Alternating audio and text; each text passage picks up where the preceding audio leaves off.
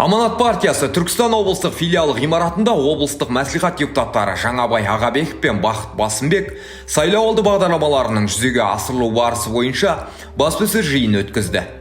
Депутаттың негізгі мақсаты өз сайланған округтегі жергілікті тұрғындардың мұң-мұқтажын, талаптары мен сұраныстарын дер кезінде билік өкілдеріне жеткізіп, әрі қарай олардың орындалуын қадағалау. Мәселеге осы тұрғыдан келгенде депутат өз сайлаушыларының билікке аманатын жеткізетін өкілі. Бұл тұрғыда халық қалаулылары сайлаушылардың мәселесіне ден қойып, оларды шешу бағытында атқарып жатқан жұмыстарын жан-жақты баяндады.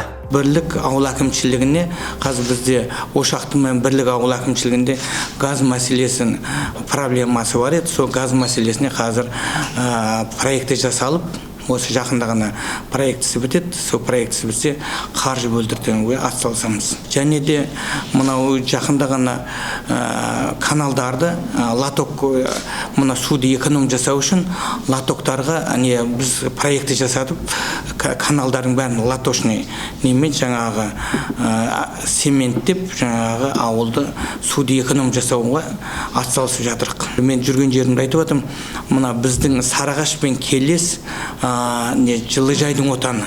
Енді осы Жылыжайға жаңағы көбірек көңіл бөлуді атсалысып жатырық. Мен жүрген жерімді айтамын, мына оңтүстік еңбекқор халық қой. Мына біз солтүстікке апарып жатқан кезде де біраз азаматтарымыз енді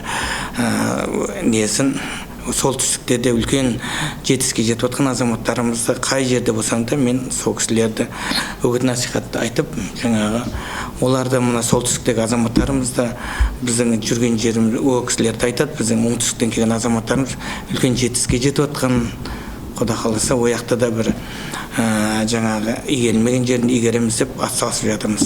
Әрбір депутаттарға міндеттер белгіленген, тұрақты түрде халықпен кездесіп, халықтың мұң-мұқтажын тыңдап, оны жоғарғы әкімдермен біргелесе жұмыс жасап жатырмыз. 2023-2027 жылға жоспар белгіленген. Жоспар бойынша біз Келес ауданының тұрақты дамуына қазір үлес өзіміз қосып келе жатырмыз.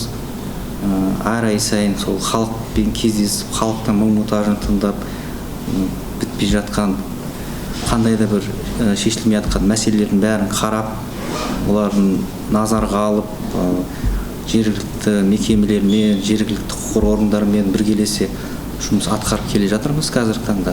Өздеріңізге белгілі, енді қазір айтып отыр Қасым-Жомарт Кемелұлы халықтың мұң-мұқтажын тыңдап, олармен біргелесе отырып, барлық вопростарды, көкейде жүрген сұрақтарын біргелесіп шешіңдер деп. Сол мақсатта енді бізден өзім 8 шақырылымның депутаты болып тағайындалдым. Бұл үлкен мен үшін мәртебе, халықтың сенімін ақтау